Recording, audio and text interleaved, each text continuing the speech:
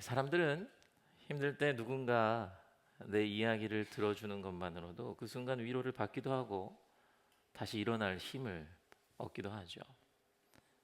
내가 혼자 있는 게 아니구나. 내 곁에 누군가 있구나. 그런 사실 하나가 우리 숨통을 다시금 튀게 만들어주기도 합니다. 그러다 보니 누군가 나의 이야기를 들어준다는 것, 그것이 내가 위로받는다 라는 생각까지 연결이 되어지는 것 같아요. 그래서 우리들은 신앙생활을 하면서 자주 이런 말을 하죠. 하나님께서 우리를 들어주십니다. 우리 소리를 들으십니다. 하나님께서 당신의 기도를 다 들어주십니다.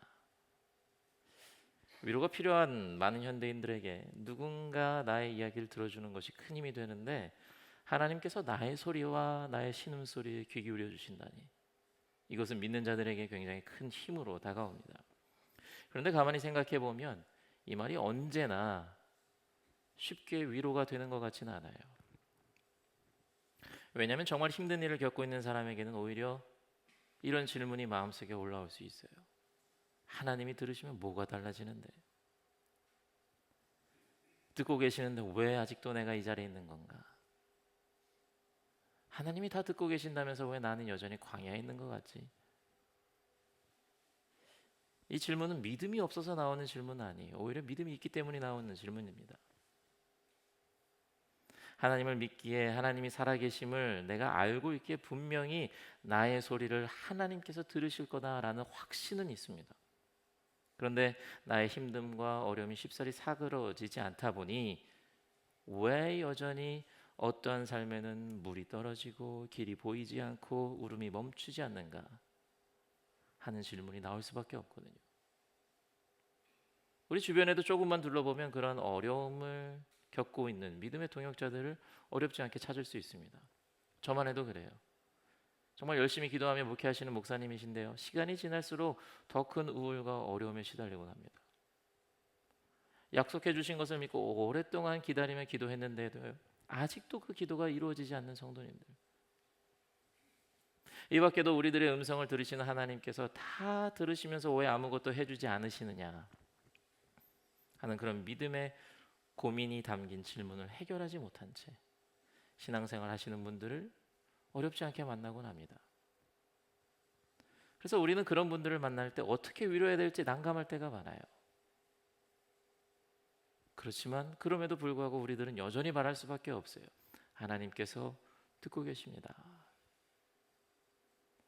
하나님께서 당신의 기도를 들어주십니다. 문제는 이 말이 과연 어떤 의미에서, 그리고 우리에게 어떻게 참된 위로로 다가오는가였겠죠. 그리고 오늘 본문이 그 질문에 답을 주고 있는 것 같습니다. 여러분, 오늘 본문 말씀은요, 그렇게 가볍게 읽을 수 있는 이야기는 아니에요. 이야기의 시작은 잔치이기 때문에 굉장히 밝습니다.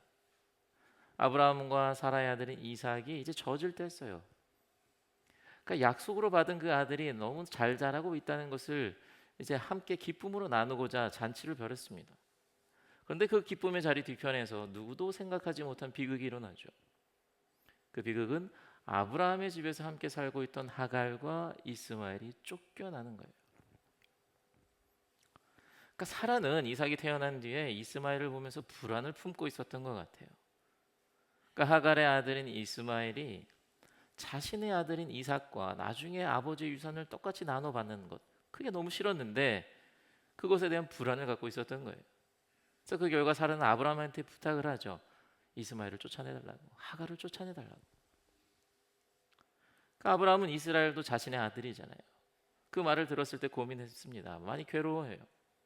그런데 결국 사라의 말에 따라서 하갈에게 조금의 먹거리와 물 한 가죽 부대를 주고 하갈과 이스마엘을 광야로 쫓아보내요. 본문의 이 비극 이야기는요, 뭐 담담하게 적고 있는 것 같지만 그렇게 담담한 이야기는 아니에요.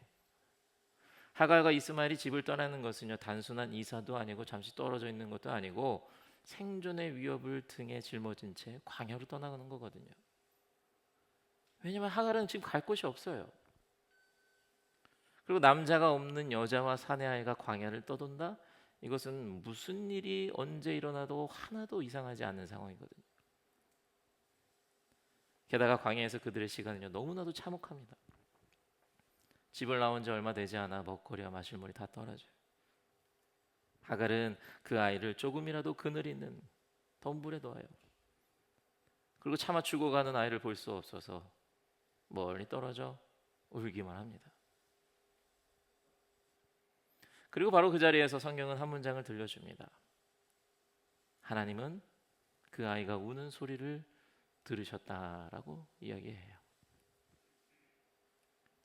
성경이 하나님이 그 아이의 소리를 들으셨다라고 말할 때 이것은 단순히 하나님께서 하갈과 이스마엘의 상황을 알고 계셨다 정도의 의미로 끝나진 않아요. 그냥 멀리서 그래 참 힘들겠구나, 어렵겠구나 이 정도로 바라보신 것이 아니죠.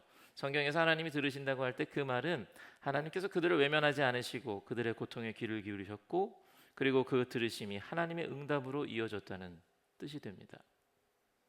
그러니까 오늘 본문에서 하나님이 들으셨다는 말은 단순히 듣고 계셨다 정도가 아니라 하나님께서 이제 그들을 향해 움직이기 시작하셨다라는 이야기예요. 그럼 하나님께서 어떻게 하갈과 이스마엘을 향해서 움직이십니까? 먼저 하나님은요 하갈에게 말씀하셔요. 17절을 보면요 하나님의 천사를 통해서 하갈의 이름을 부르며 말씀하시죠. 하갈아 무슨 일이냐? 두려워하지 말아라. 아이가 저기에 누워서 우는 저 소리를 하나님께서 다 들으셨다. 하갈아 무서워하지 마. 하갈아. 자, 여러분 자세히 보면요 사라가 하갈과 이스마엘을 쫓아낼 때요 그들의 이름을 부르지 않습니다. 이전에는 아브람, 사라, 하갈, 이스마엘 그리고 이삭까지 모두 한 집에서 지내면서요 그들의 이름을 서로 부르면서 살았어요. 근데 이삭의 잔칫날 하갈을 내보내려고 마음먹었을 때 사라는 더 이상 그들의 이름을 부르지 않아요. 저 여종과 그의 자식을 내보내라. 마치 모르는 사람을 대면하는 것처럼 연을 끊어버립니다. 그들의 삶에서 하갈의 이름을 지우고 이스마엘의 이름을 지우고 관계를 완전히 끊어버리는 거예요. 그렇지만 하나님께서는요 하갈의 이름을 부르시고 그 아이의 울음도 놓치지 않으셔요. 여러분 이름을 부르신다는 것은요 내가 너를 기억한다라는 것을 증명해 주시는 것이거든요. 하갈아 하갈아 아브라함과 사라는 너를 버렸을지 몰라도 나는 언제나 내 곁에 있다. 너희들을 떠나지 않을 것이다 라고 말씀하시는 거예요. 너는 여전히 내 돌봄 안에 있다고. 사실 지금 하갈은요 아브라함과 사라가 자신들을 버렸기 때문에 하나님께서도 자신들을 버릴까 봐 그게 가장 큰 걱정이었을 거예요. 물도 떨어지고요 먹을 것도 떨어지고 계속 광야에 있는 것을 보면서 하나님께서도 우리를 저버리셨구나 라고 생각하면서 낙담하고 있었을 거예요. 그때 하나님께서 말씀하시는 거야. 하갈아 내가 너를 안다. 너는 여전히 내 딸이고 이스마엘은 여전히 내 아들이다 라고 말씀하시는 거예요. 하나님께서 그들의 이름을 불러주시는 것 이게 첫 번째 위로예요. 그러니까 하나님께서 우리들의 소리를 들으신다는 것에서 우리들이 먼저 기대할 수 있는 게 바로 이것인 것 같아요. 여러분 우리도 살다 보면요 꼭 하갈처럼 느껴질 때가 있잖아요. 내가 사람들 사이에서 이름을 잃어버린 것처럼 느껴질 때가 있습니다. 누군가에게는 그냥 일 잘하는 사람, 누군가에게는 그저 문제 있는 사람, 그냥 상처 많은 사람, 그냥 도움받아야 하는 사람, 그냥 밀어내도 되는 그런 사람처럼 취급될 때가 있잖아요. 심지어 너무 아프고 너무 오래 힘들면요 하나님께서도 내가 잊힌 것이 아닌가 하는 생각이 들 때도 있습니다. 하나님 정말 저를 기억하십니까? 하나님 정말 저를 아시면 제가 왜 이러고 있습니까? 이런 마음이 들 때가 있다고요. 그런데 그때 바로 하나님께서 말씀하시는 거예요. 하갈아 누구야? 누구 성도야? 내가 너를 안다. 내가 너를 기억한다. 그러니 하나님께서 우리들의 소리를 들으신다는 것은요 단순히 우리들의 사정을 알고 계신다는 뜻만이 아니에요. 사람들이 우리들을 밀어내도 우리들의 존재를 가볍게 여기고 우리들의 이름을 잊는다 할지라도 하나님께서는 우리들의 이름을 알고 계시고 우리들을 기억하시고 버려진 자리에서도 우리를 불러주신다는 그 뜻이에요. 이것이 고난의 한가운데 있는 믿는 자에게 큰 위로가 될 수 있는 사실이겠죠. 자, 그리고 하나님의 위로는요 거기서 멈추지 않습니다. 하나님께서 하갈의 이름을 부르신 이후에 언약의 말씀을 전하셔요. 이렇게 말씀하십니다. 아이를 안아 일으키고 달래어라. 내가 저 아이에게서 큰 민족이 나오게 하겠다라고 말씀하셔요. 지금 하갈의 눈에 보이는 것은요 죽음이고요 삶의 마지막이거든요. 물이 떨어졌고요 아이는 울고 있고 더 이상 살 길이 안 보입니다. 근데 그때 하나님께서는요 그들의 시선을 그곳에서 죽음에서 생명으로 미래로 옮기셔요. 하갈은 지금 당장의 절망만 보고 있는데 하나님은 그 아이의 미래를 보고 계신 거예요. 이제 다 끝났다 생각하고 있는데 하나님은 아니 아직 안 끝났어 말씀하시는 거예요. 그러니까 하나님께서 우리들의 소리를 들으신다는 것은 지금 우리들의 아픔만 알고 계신 것이 아니라 우리들이 절망 때문에 보지 못하는 그 미래까지도 하나님께서 준비하고 계신다는 거예요. 그러니까 그 아픔에 머물러 있지 말라고. 내가 준비한 미래가 있는데 그것을 봐야 하지 않겠냐고.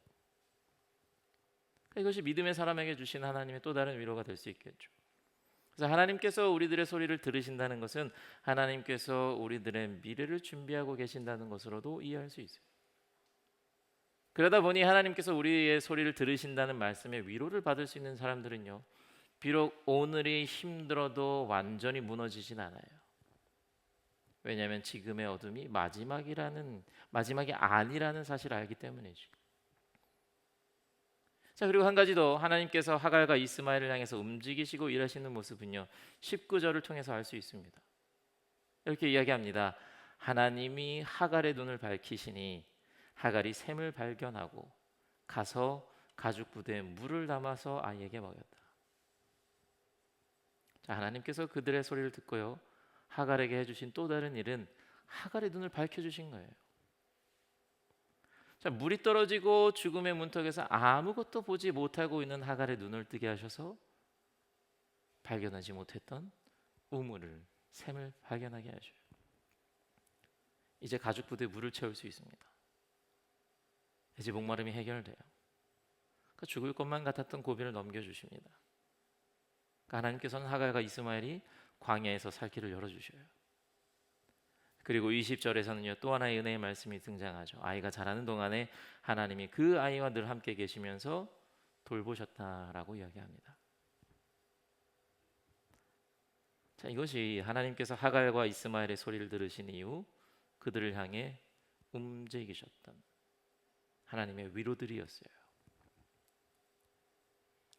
저는요 이런 하나님의 위로가 언제나 여러분들을 향하고 있다는 사실을 기억하시고 그 위로를 받으시고 느끼시면서 회복하시고 다시 일어나시기를 간절히 바랍니다. 그런데요 이런 생각을 좀 해봐요. 하갈과 이스마엘 연약한 자들이 광야로 내쫓겼지만 그들의 소리를 들으시고 돌보시고 이끄시는 하나님의 모습을 보면서 우리들은 감동받고요 은혜를 받았다고 이야기도 하고 우리들도 같은 위로를 받기를 원한다고 고백합니다. 그런데 여러분 이 하갈과 이스마엘의 이야기를 들을 때는 은혜가 되지만 정작 내 삶에 하나님의 은혜가 이런 방식으로 찾아온다면 여러분들은 정말 만족할 수 있으시겠습니까? 하나님께서 내 소리를 들어주시고 내 이름을 기억하여 주시고 언약을 주시고 눈을 뜨게 하신 것만으로 아 하나님께서 정말 나를 위로해 주셨다. 이 정도 위로면 충분해. 정말 감사하다. 라고 말할 수 있으시겠어요? 사실 우리들은요 하갈과 이스마엘을 보면서는 야 하나님께서 그의 이름을 불러주셨네. 야 그들의 시선을 옮겨주셨네. 미래를 약속하셨어. 눈을 뜨게 하셔서 우물을 보게 하셨네. 이제 더 이상 목말라 할 필요가 없네. 그들은 살 수 있어 하면서 믿음의 감동을 받아요. 근데 막상 내 삶으로 오면요 그 정도는 성에 차지 않습니다. 그보다 더 큰 은혜가 있어야만 그보다 더 확실한 해결이 있어야만 하나님이 나를 위로하셨다. 하나님이 정말 나를 위해서 일하시는구나. 그때 이렇게 말할 수 있는 것이 우리들의 솔직한 고백 아닙니까? 만약에 우리가 하갈이었다면요, 우리가 정말 바라는 은혜는 하갈이 받았던 것이 아닐 겁니다. 다시 아브라함 집으로 돌려보내 주셔야죠. 내 아들이 다시 정당한 자리를 회복해야죠. 내가 집으로 돌아갔을 때 아브라함이 사라가 나와서 무릎 꿇고 사과해야죠. 내가 잃어버렸던 그 모든 삶을 다 보상받아야 그때 우리들은 만족하고요. 그때 하나님께서 나를 위로하셨고, 그때 나를 정말 하나님께서 사랑하시는구나, 정말 하나님이 나를 위해서 일하시는구나 라고 생각하잖아요. 하나님을 향한 우리들의 기대는요, 어느샌가 너무 높아져 버렸어요. 하나님께서 주시는 은혜로 쉽게 만족하지 못할 때가 너무나도 많습니다. 이미 주고 계신 은혜를 인정하고 싶어 하지 않아요. 더 주셔야 인정해요. 더 커야 인정합니다. 내 기대에 충족해야 그것이 그때서야 하나님의 위로가 되고 하나님의 일하심이 돼요.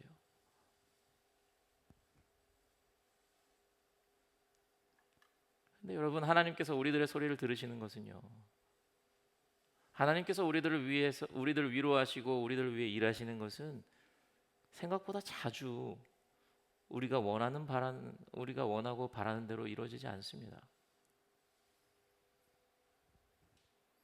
물론 하나님께서 때로 우리들의 기대를 뛰어넘는 놀라운 결과를 주시기도 하시죠. 닫힌 문이 열리고요, 끊어졌던 관계가 단숨에 회복되고, 병이 낫고, 잃어버렸던 것이 바로 오늘 하루아침에 되찾게 되는 그런 은혜도 주실 때가 있죠. 근데 적지 않은 경우 하나님께서는요, 우리가 기대하는 방식과 다르게 일하신다고요. 위로도 마찬가지예요. 우리가 바라는 것은요, 광야가 아예 사라지는 걸 거예요. 그런데 하나님께서는요, 때론 광야를 초원으로 바꿔주시기보다는 광야 한가운데서 보이지 않던 물을 찾게 해주시는, 그 눈을 주시는 방식으로 일하신다고요. 작은 은혜 같지만 그를 살릴 수 있는 지금 꼭 필요한 은혜를 주시는 방법으로 일하십니다. 우리가 바라는 것은 나를 괴롭힌 사람과의 관계 속에서 내 억울함이 다 풀리고 내 위상이 완전히 회복되는 겁니다. 그런데 하나님께서는요, 때로 그 관계를 단번에 뒤집어 놓으시기보단 그 관계에서 하나님과의 나의 관계로 시선을 돌리길 원하셔요. 여전히 하나님과 내가 끊어지지 않았다는 그 사실을 더 깊이 확인하게 하신다고요. 우리가 바라는 것은 지금 이 현실이 기적처럼 단숨에 변하는 겁니다. 그런데 하나님께서는요, 때로 상황을 한순간에 바꿔주시기보다는 앞으로 하나님과 함께 만들어갈 일이 무엇일지 기대하고 소망하고 기도하며 찾아가게 만드신다고요. 하나님의 위로는요, 때로 내가 잃어버린 것만 바라보지 않고요, 하나님이 아직도 내게 남겨주신 은혜를 바라보게 하는 방식으로 옵니다. 하나님의 위로는 때로 상황의 완전한 해결보다는 버려지지 않았다는 확신으로 옵니다. 하나님의 위로는 때로 설명보다 먼저 임재로 다가오고요, 보상보다 먼저 동행으로 오고, 기적보다 먼저 소망으로 옵니다.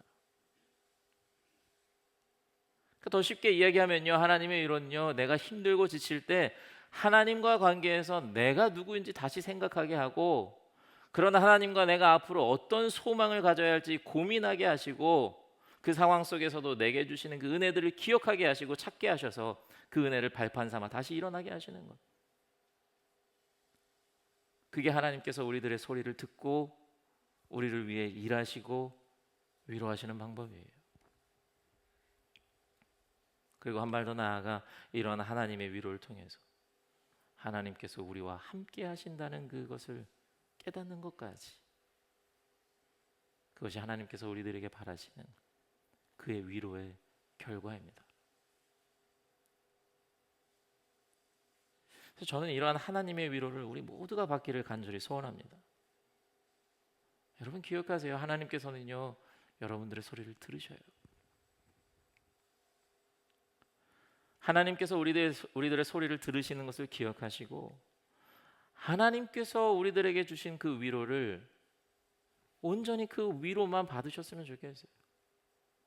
그러니까 하나님의 그 위로에 우리들의 기대를 덧붙이지 말고요, 우리들의 욕망을 덧입히지 말고 하나님의 위로를 있는 그대로 받으시길 바랍니다. 그때 우리들이 회복되는 거잖아요. 우리들의 바람이 이루어져서 회복되는 게 아니거든요. 하나님의 위로가 온전히 내 안에 임할 때, 그때 회복되는 거예요. 믿음 안에서, 하나님과의 관계 안에서 나를 다시 바라보고 하나님께서 이끌어 가실 나의 길을 찾고 소망하고 내게 주신 은혜들을 다시 한번 하나하나 찾으면서 그것으로 감사하고 그를 찬양하며 하나님의 함께 하심을 느끼는 것. 이 위로를 받을 때 우리들의 몸과 마음과 영혼과 삶의 회복을 경험하게 되실 것입니다.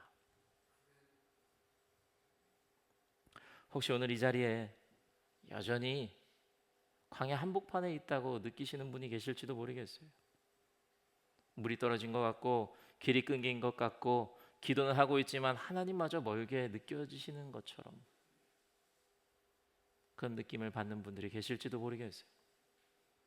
혹시라도 그렇다면 하나님께서 우리들에게 하시는 말씀을 기억하시기 바랍니다.